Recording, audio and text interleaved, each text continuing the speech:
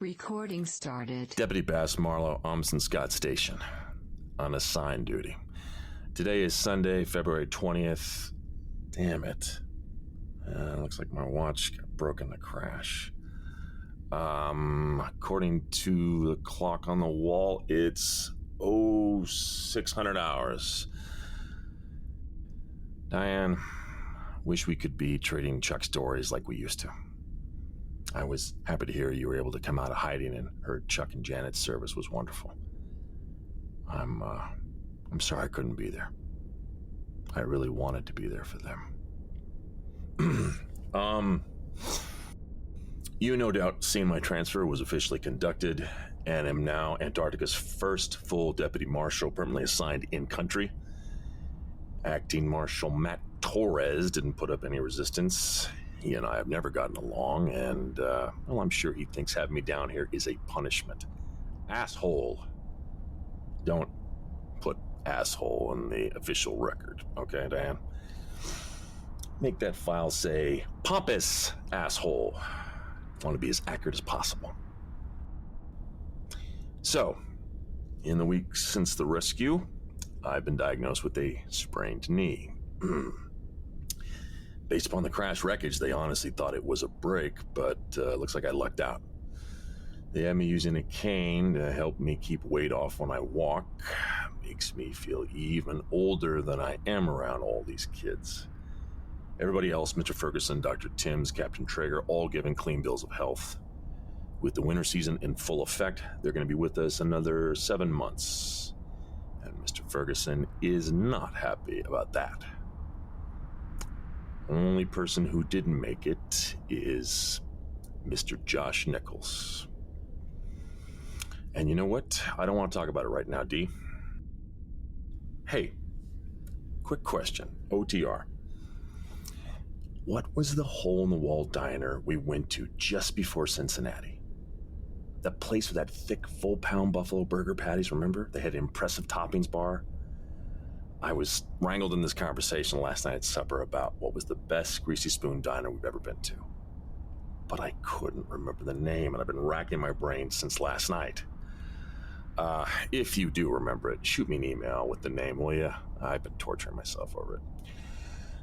Okay, back to the record. Have been in communication with Deputy Marshal Bill Culligan and McMurdo, along with 2 special deputies assigned to Palmer Station. Nothing significant to report. Minor drunk altercations, harassment, and the typical knuckleheads trying to bring in weed as if any of us really care anymore. There was one thing unusual. Well, by most standards, it would be unusual. For this place, it's pretty much routine. A larger than usual number of construction materials were delivered. Plaster, paint, mortar, and sand, and various sheetrock and wood. Zeke said it wasn't on his formal supply request list for the winter. Wasn't a replacement for supplies used, and nobody else on station would have need for it. He's storing in the Yellow Arch for now, but the amount of room it's taking up is making him grumpier than normal. The other pending mystery was the sabotage of the Ops Center monitoring stations and the plane. According to the description Captain Traeger provided, the NTSB believes the crash was a result of a that's a jet-assisted takeoff bottle, fuel for the engine to help the plane get off the ground with limited runway. That the bottle didn't eject properly, despite sensor indication. It ejected during the flight, which struck one of the engines, and remaining fuel fumes caused an explosion, which knocked out all the electronics. Seems that there's multiple safeguards in place to prevent that, as it happened one time before in Antarctica. And the only way it would be possible was if somebody bypassed all 5 safeguards, hence they're calling it suspicious. We're calling it deliberate sabotage. Somebody didn't want one of us on that plane making it out alive. Now, I'm the obvious target people are thinking about, but I have to admit, Mr. Nichols has an interesting enough background where he's also a likely target. That or somebody is serious about getting Mr. Ferguson's season Bruin tickets. All right, Diane. I have a long day ahead of me. Have to walk laps around the station hallways to exercise the knee. Thankfully, I have a very good mall walking partner. U.S. Deputy Bass Marlowe, 20 February 2022, 0605. Chat soon, Diane. Recording stopped. Good morning, y'all, and I hope all my polies are doing wonderful this morning. Today is February 20th, and it's 0900 on the tick. This is Miss Cheryl Lynn here with your South Pole Daily Announcements. During the winter season, Dr. Bremer, our station psychiatrist, wants to remind everybody they are welcome to schedule any visits they may need outside of the twice-monthly check-in. Let's make sure we keep all the addicts in good shape, people. More than anywhere else, mental health is important to us all. Okay, this is exciting. Tonight at 2000, the South Pole Billiards Open will begin. All interested contestants should register with Coach Glenn for rankings and to establish elimination rounds in August. As a reminder, any physical contact to include bumping, pushing, kicking, or biting will not be tolerated and will result in immediate disqualification. Let's not have a repeat of last season. As a reminder, we are still observing code white conditions over the next week due to higher than anticipated winds. All those walking to and from external stations are encouraged to travel with a buddy and have radios with them.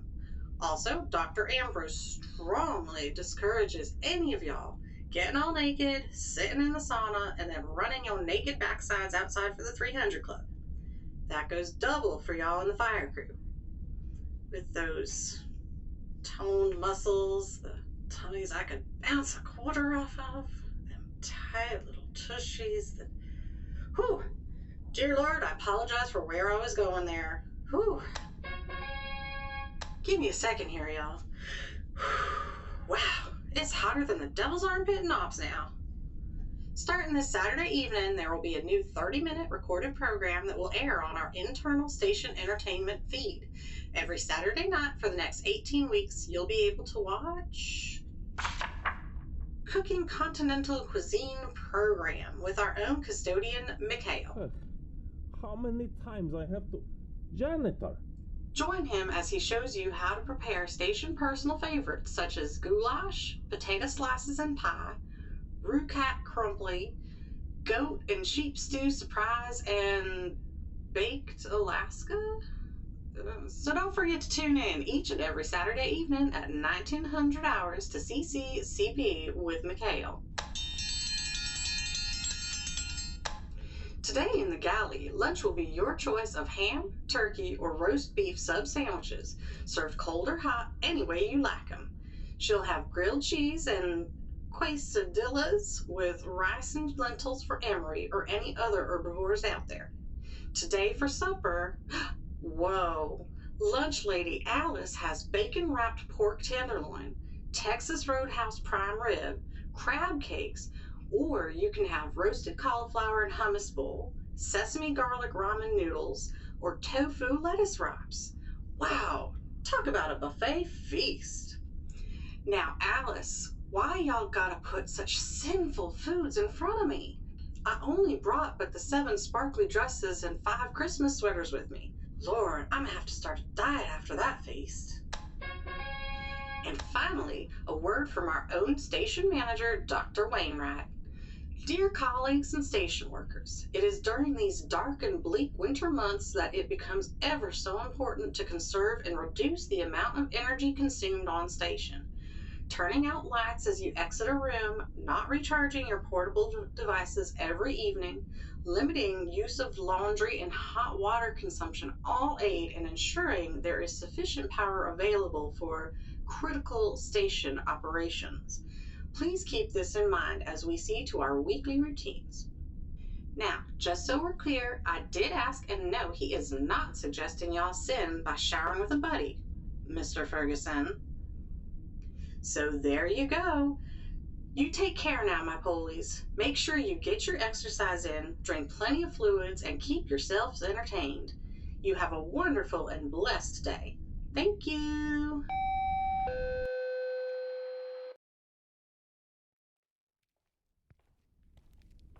You get used to it after a while. It's just so quiet. I remember being up late at night over summer, 2 or 3 in the morning, and all the hallways are exactly this quiet, this still. But to be like this all the time, it's eerie to me. I enjoy it more myself. Less people around, less chances to get anxious over something small. Right. How many winter seasons will this be for you again? 6. The first winter over, there were even less of us. 32, I believe. One of the smallest winter over teams on record. I mean, you do everything you would normally do in the summer season, just not so many others around. It's so strange. All I hear is the hum of the station's heating system and the wind outside. No people in the halls, no sound coming from the galley, no plane engines on the iceway. Bit of advice? Yes, please. For most people, the persistent hum without any other background noise can be louder than a concert. Not that I've ever been to a concert. Hell, I haven't even been to a dance. But, music. That's where I was going. Music softly as you sleep or in your earbuds while you work. It helps. Makes sense. Like drowning out the jet engine noises when you're flying. I'll give it a shot. Now, you've never been to a concert? Like, ever? You've known me for a while, Bass. Can you honestly see me going anywhere near that many people? All crammed into... Even just thinking about it. No. Right. Yeah, I guess that would be true. Nothing like seeing a group live, however. Like Climax or Soul to Soul, Richard Marx, New Edition, Bobby Brown. You don't know a single one of those groups, do you? No. Probably a bit before my time. What? Sorry, sweetie. Can you speak up? I'm deaf in this ear. You're not that old, Bass. Knock it off. Okay, so you never attended any concerts, but you've had attended school dances, though. Nope. Homecoming, Sadie Hawkins, any theme dances? Not a one. Okay, but what about the prom? Never went. Was too busy studying. Too busy trying to get out of that adolescent factory full of testosterone, fake school pep, two-faced... I just wanted to get on with my own life. I'm sorry, I didn't mean to, touch upon anything if it was... Oh, you didn't. But maybe we could change the subject? Absolutely. Not a problem. How are things going in the DSO? No problems after the incident with Wainwright and Ops? Ah, so you heard about that. Yeah, I did. Zeke filled me in a few days ago. For as angry as Wainwright was at the time, I think he's more embarrassed about the incident with nobody actually seeing what happened or who had the taser. Oh. Yes, I'm still getting the cold shoulder. Both from Dr. Van Zant and Dr. Wainwright. While nobody officially saw what happened and nobody's stepping forward to comment, well, they may be arrogant egotists with their secrets, but they're not simpletons either. Wainwright knows it was me. Well, there's what he suspects, and then there's what he can prove. Given his popularity on the station and in general, I don't think there's anything for you to worry about. So then, I don't need to worry about the ice sheriff coming to question me, lock me up, and interrogate me for hours upon hours. Well, if you play your cards right. I love you too. What brought that on? Last week, before you left the station, you told me you loved me, and, you wanted me, there were so many, I tried to say it several times, but something always seemed to interfere. So, the best way to get it out is to do something unexpected, something the station doesn't expect. I love you too. Well, nothing got in the way. Nothing stopped us. You, took quite the gamble there, Dr. Jennings. Well, the reward was worth it now, wasn't it, Deputy Marshal Marlowe? Come here, you. Hey, guys! Zeke asked... Oh, I'm so sorry. I did not mean to interrupt. Seriously. The ice can't let us enjoy each other for 2 seconds. 2 seconds is all I'm asking. Bass. It's okay, Thomas. What's going on? Oh, I'm,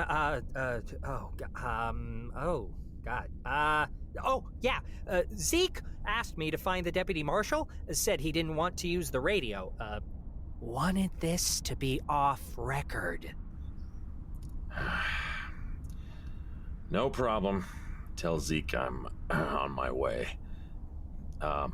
Might need some help going down the beer can steps with this banged up knee. Oh, I'll help you down there, deputy. Let me go grab my cold weather gear and I'll meet you at the beer can doors. And sorry again for the,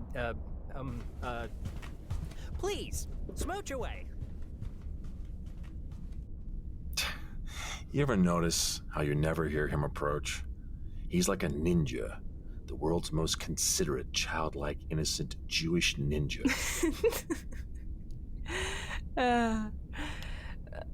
Anyway, are we still on for dinner and a movie?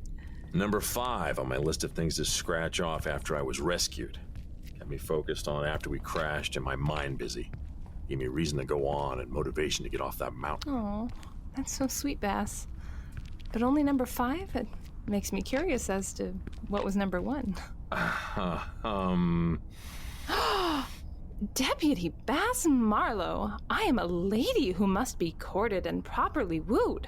I am a woman of fine moral character. And as an officer, a gentleman, and a native son of Kansas, I would absolutely never insult the honor or presume the virtue of such a lady could ever be.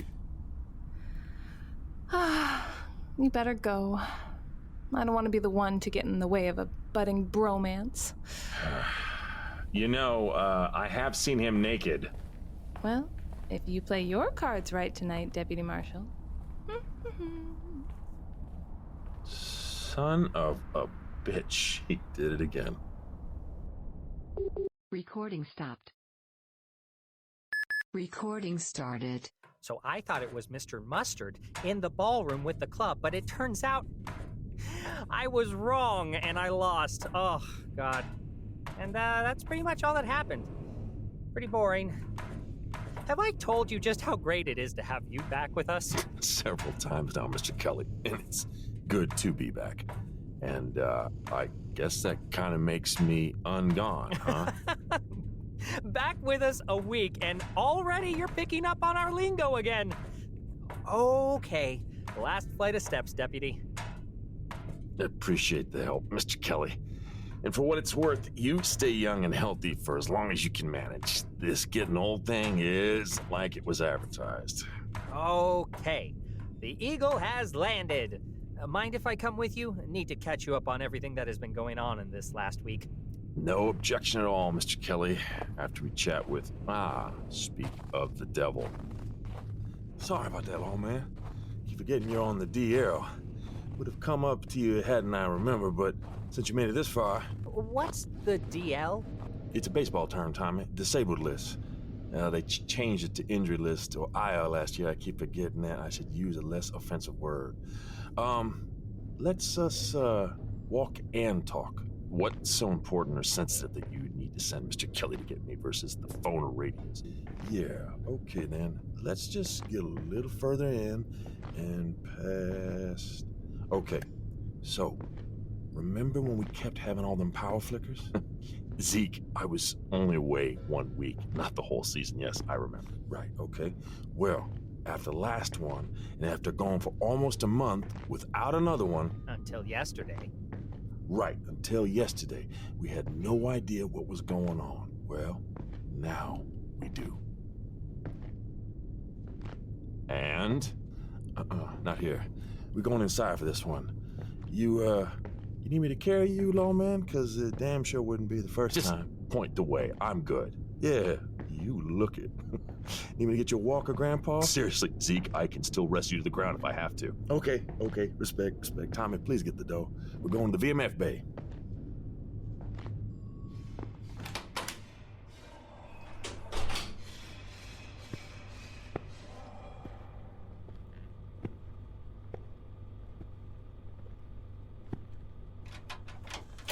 All right, people. You're all taking a 15-minute on me. Get the hell out. Keenan. Come here. Boy, if I find just one more roach, just one more, at any of your workstations, you and me gonna have us a summit. President Boot is gonna meet Ambassador Dumbass. Now get!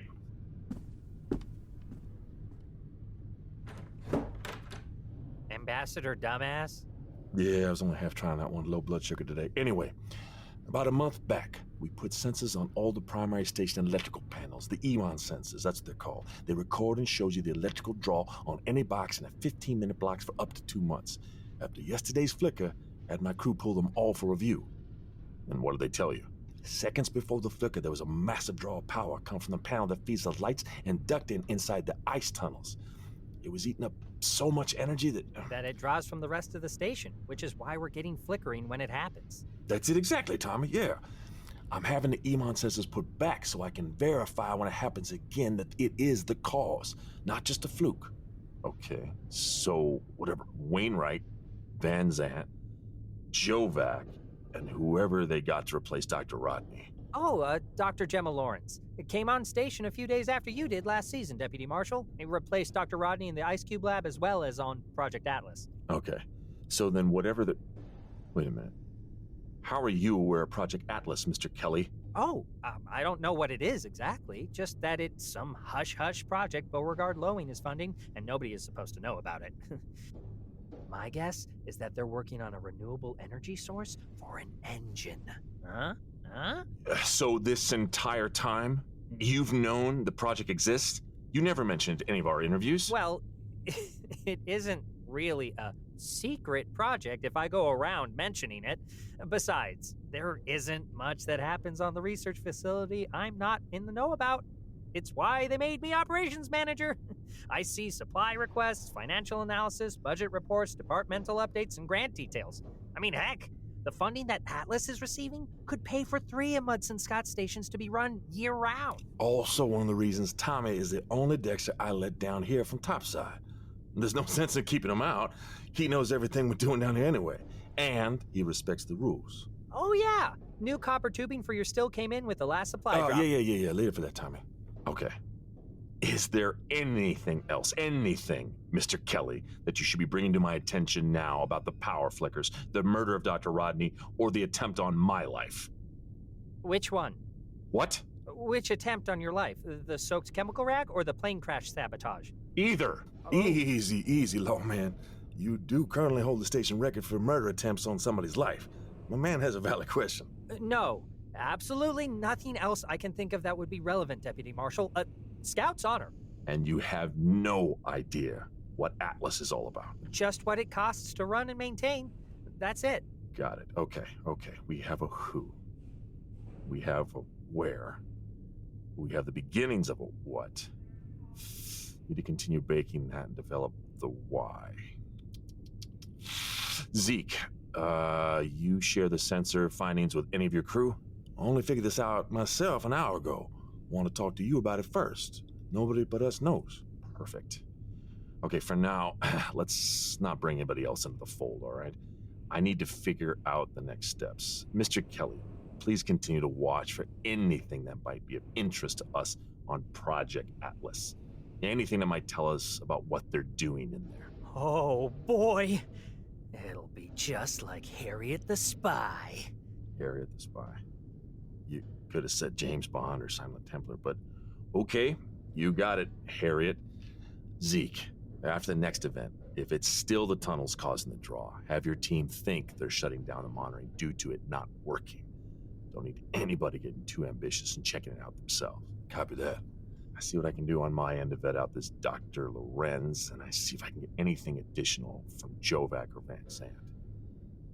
With sabotage being all but confirmed with the station's ops center and the LC-130 as well, I just landed 2 new investigations. I'll need to start questioning people. Recording started. U.S. Deputy Marshal Bass Marlowe, 20 February 2022, 17:45 hours. Diane, this is day 1, Amundsen Scott's sabotage investigation, LC-130 flight ANG-0492. Back in the saddle again. With direction from the U.S. Marshal Service, the NSF, along with the Air National Guard and National Transportation Safety Board, I've been officially tasked to lead this investigation and review of factors which led to the crash and presumed attempted murder of 5 individuals, myself amongst them. Official orders transmitted an hour ago, along with a personal intimate request from acting U.S. Marshal Torres, which I don't think is even medically possible. The best thing about this, Diane, is I don't have to run jack nor shit past the gatekeepers at Bolo any longer. Always feels good when I don't have any pencil pushers other than our own looking over my shoulder. The initial reports submitted and analysis from ANG and NTSB are being sent electronically this evening. Given the remoteness and weather, on-site crash analysis won't be possible until the summer season returns. That said, and just like last year, our suspect pool and the responsible party is still on the station. Other than one individual who, well, they didn't make it back to Amundsen Scott. Somebody here is a saboteur. Tomorrow I'll begin with interviews of Station Area Manager Dr. Lawrence Wainwright, Station Head of Operations Mr. Deja vu. Mr. Kelly and Captain James Traeger, UAG. End formal report. U.S. Deputy Marshal Bass Marlowe, 20 February 2022, 17:50 hours. All right, Diane. Just like old times, everything following is OTR. Just us chatting. Zeke confirmed that whatever Project Atlas is, it's most likely the cause of the station's power flickers. What Wainwright and the Science All-Stars have going on in the ice tunnels is responsible.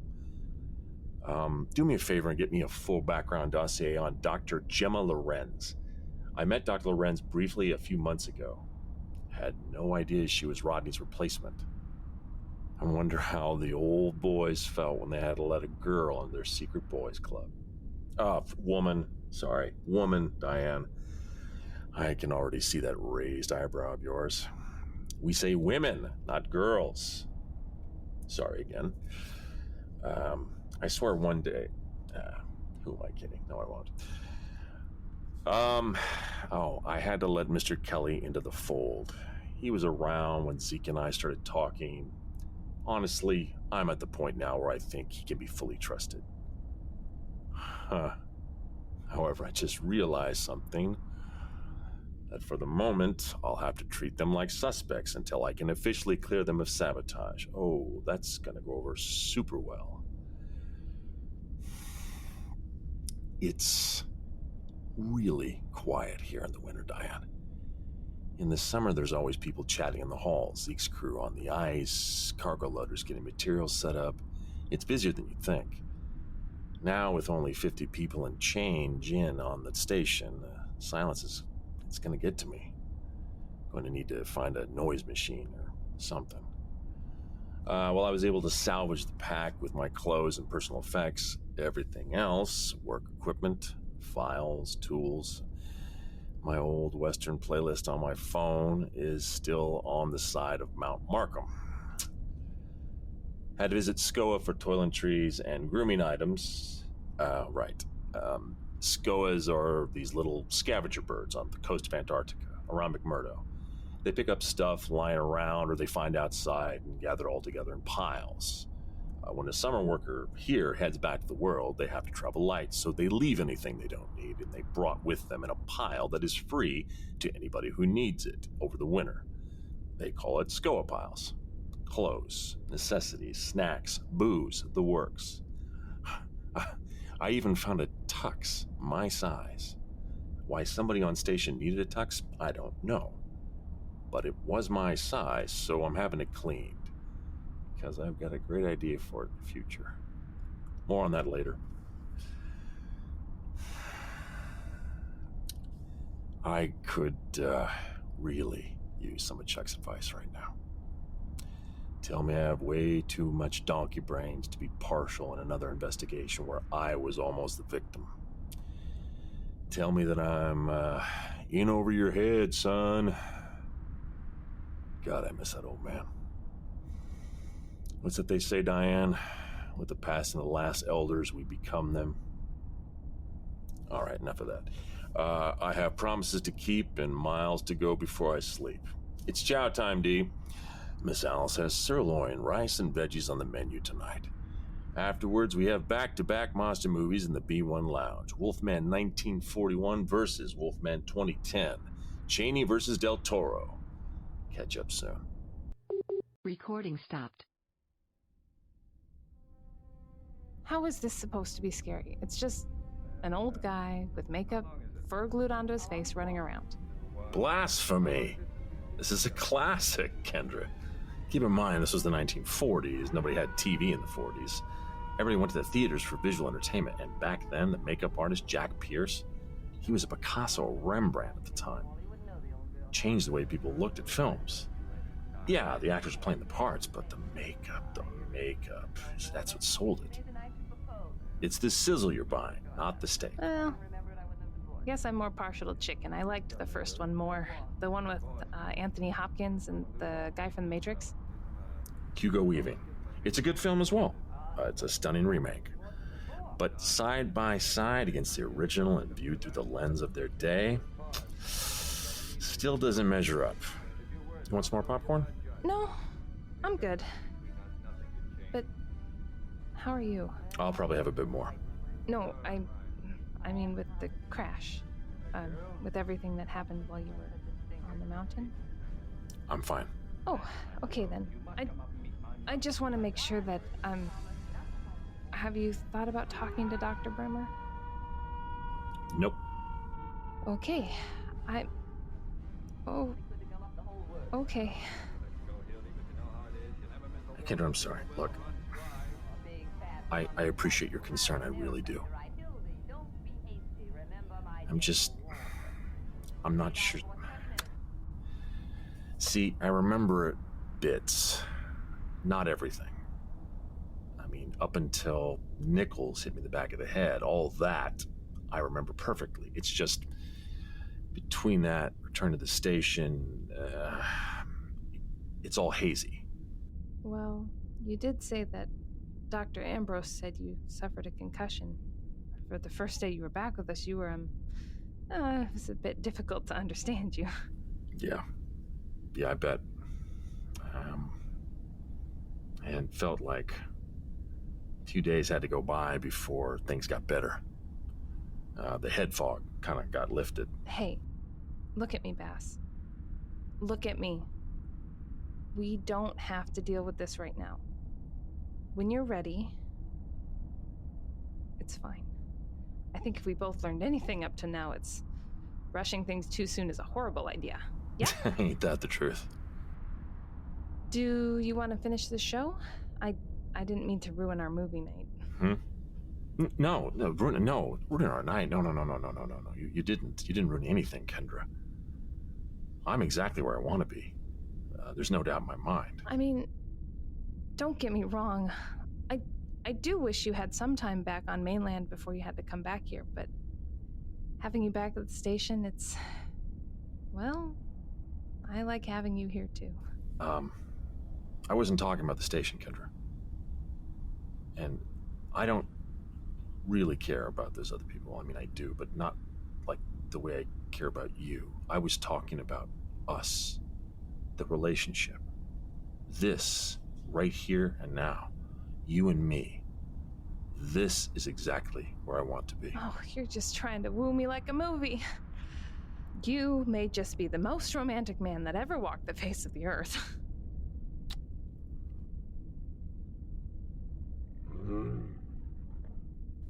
Okay, what the hell? I just thought we'd pause the film. It's just the Bumbles. Ignore them. This is our night. Okay. Wait. What the hell are Bumbles? All right, y'all, you know the drill. Spotlights out and scanning the area. Let's flush them back. New winter-overs, grab yourself a strong flashlight and stick with a buddy. Deputy Marshal Bass, sweetheart, come to ops, please, will you, darling? Sorry about interrupting your date night, Shug. Oh, good gravy, them babies is gonna be so cute.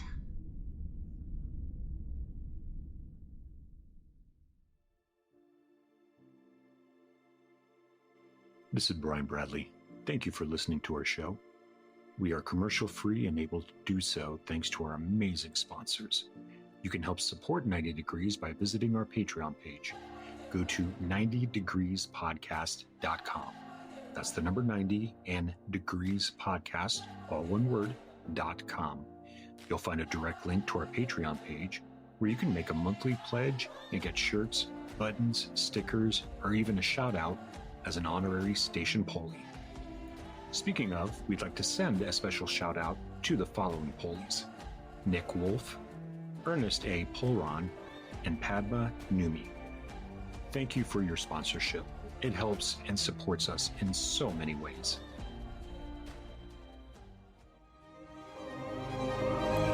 This has been 90 Degrees South. On behalf of the cast and crew, I'd like to thank you for listening.